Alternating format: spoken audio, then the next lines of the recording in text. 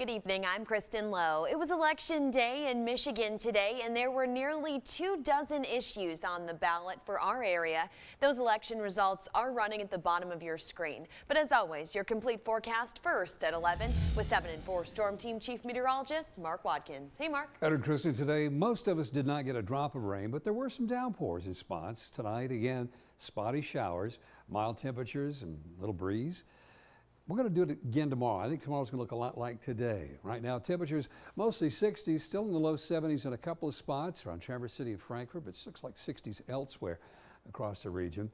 And the wind has come down this afternoon just before sunset. The winds were gusting to 14, 15, 16 miles per hour. Not a high wind, but certainly a noticeable breeze. But it's pretty typical. After sunset, things calm down, and that's the way it'll be again tomorrow. A little breeze will pick up in the afternoon, but by evening it's gone again.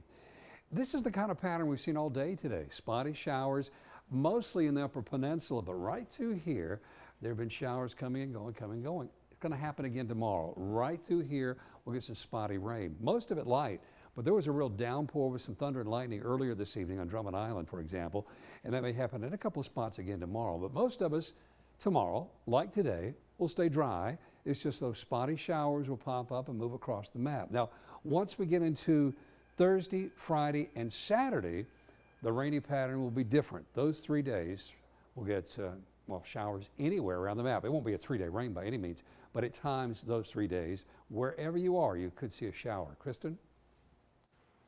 Thanks, Mark. New tonight at 11, crews are on the scene of a massive wood mill fire in Emmett County right now. Monti Veneer went up in flames around 6 o'clock this evening. We have team coverage tonight. 7 and 4's Connor Hansen was the first reporter at the scene. 7 and 4's Raphael Pires spoke to the family who owns the business. We start things off with Connor. Connor, what's happening right now? Kristen, if you take a look behind me, still some flames coming from the middle of the building. Crews are still working to put out the hot spots. Still quite a bit of smoke. Earlier this evening, so much smoke that you could see it from miles and miles. And underneath that smoke, the mill was fully engulfed in flames. When I first got here, paramedics said no one was seriously hurt. There were some paramedics to help the firefighters recover. At least 8 fire departments came to help fight this fire, some coming from as far as Charlevoix. Crews had to use ladder trucks to get above the flames. It is not clear yet what started the fire, but some family members have speculated that it could have been from the boiler. One thing that's interesting to note about this fire is this exact mill about 50 years ago, give or take a few days, had a very similar fire. Reporting live in Emmett County, Connor Hansen, 7 and 4 News. Thanks, Connor. 7 and 4's Raphael Pires continues our team coverage tonight. He joins us now live from that scene. Raphael, you spoke to family members about the blaze. What did they have to say? Kristen, they say they were sick to their stomachs when they first heard about tonight's fire. Now, the mill has been owned by the family for nearly 75 years, and just 50 years ago, there was a similar fire to the one going on right now that also completely destroyed the building. Now, the family members I spoke with say there was a sense of disbelief as they had to sit back and watch their family business go up in flames once again. Bill and I ran down, and my sister was there with my dad sitting on a log, and we watched it burn. And my dad said, "The Lord gives and the Lord takes away. Blessed be the name of the Lord." He had built this thing from scratch. Now, the president of the mill, Jeremy Monti, says he's extremely thankful for all the first responders and their quick action here to the fire tonight. And now he says their plan is to focus on a strategy moving forward. Reporting live in Emmett County, Raphael Pires, 7 and 4 News. All right, thanks, Raphael. We will, of course, continue to follow this story through the overnight hours and have a live report with the latest developments tomorrow morning on 7 and 4 News Today. New tonight at 11, county leaders from across the state are in Washington, D.C. tonight, letting the federal government know about the issues important to us. Grand Traverse County Commissioner Carol Crawford is one of 622 county commissioners from Michigan at this conference. The event is all part of the Trump administration's effort to talk directly to local leaders. Crawford says some of the main issues Grand Traverse County is facing are the pension debt, affordable housing, and road conditions. It's our chance to tell the administration what are our issues. and what do we need help with. We're the boots on the ground, so I'm honored that they're asking us. Michigan is the third state to be invited to the White House as part of the Commissioners' Conference. The administration plans on having all 50 states participate. Tonight, one person is behind bars and a Manistee neighborhood is left in shock. Police arrested a woman this morning after she allegedly stabbed a man to death. It happened this morning at a home on 4th Street near US 31 in Manistee. 7 and 4's Shelly Adamczyk spent the day at the scene speaking to neighbors and investigators. It's shocking and it's hard to digest. That's how neighbors describe waking up to police cars in front of their homes Tuesday morning. The Manistee Police Department says a 51-year-old man was fatally stabbed by a 46-year-old woman who lived in the home. Neighbors and friends tell me the pair was married but recently separated. This is a really close-knit neighborhood, and everybody knows everybody, everybody looks out for each other. Neighbors say the couple's young son called 911. I didn't think this would ever happen.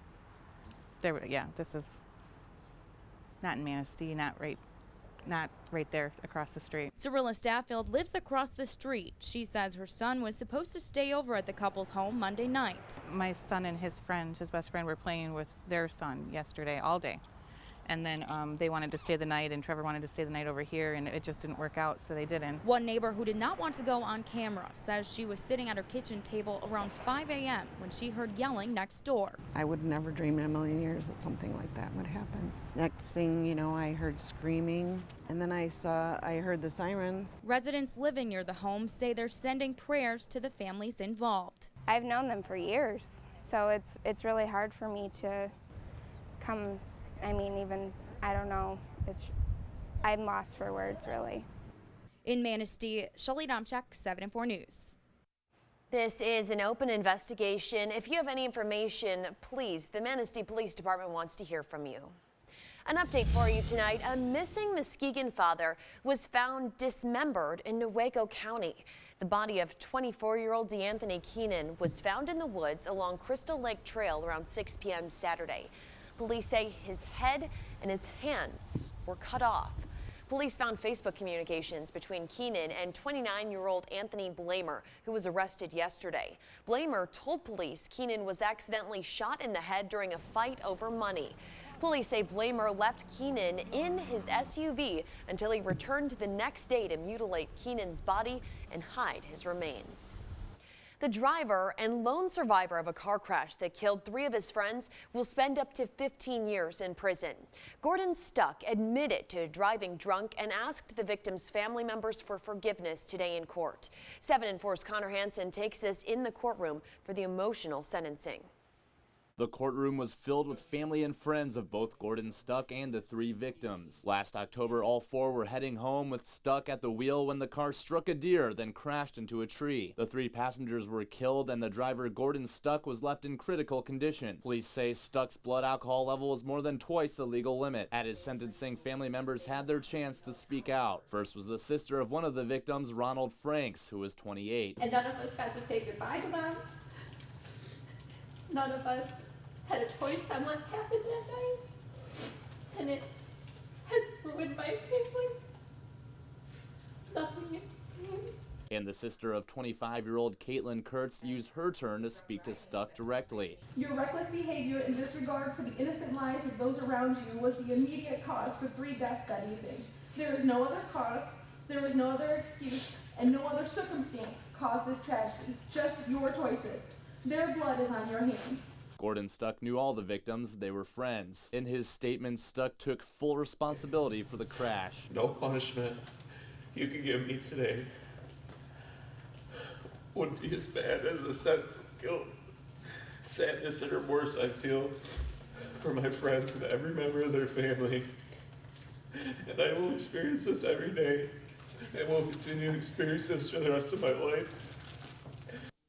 In Roscommon County, Connor Hansen, 7 and 4 News. Gordon Stuck was given a longer sentence because of his criminal record. He will also have to pay fines and restitution to the victims' families. New tonight at 11, legendary country singer Glen Campbell, the Rhinestone Cowboy, has died. His publicist says he was surrounded by family at an Alzheimer's facility in Nashville. Campbell was one of 12 children who went on to sell more than 45 million records. He was known for a string of hits in the 60s and 70s, including Southern Nights and Gentle on My Mind. From 1969 to 1972, he had his own TV show called The Glen Campbell Good Time Hour. In 2005, Campbell was voted into the Country Music Hall of Fame. He later received a Grammy for Lifetime Achievement and launched a final farewell tour in 2011. Campbell was 81 years old. A reminder, you can get the latest news, sports, and weather, as well as today's election results on our website, upnorthlive.com. Still ahead, thousands of military personnel are in northern Michigan for a joint live fire training. We'll take you to Northern Strike 17 and hear why the training is so important for our country. Tomorrow, again, like today, partly cloudy, mild temperatures, and some rain showers, but not everywhere. I'll show you who's more likely to get those showers in a few minutes. I'm Jada Johnson with Big Boys TV, and the Fish and Game Report is sponsored by Johnson's Propane.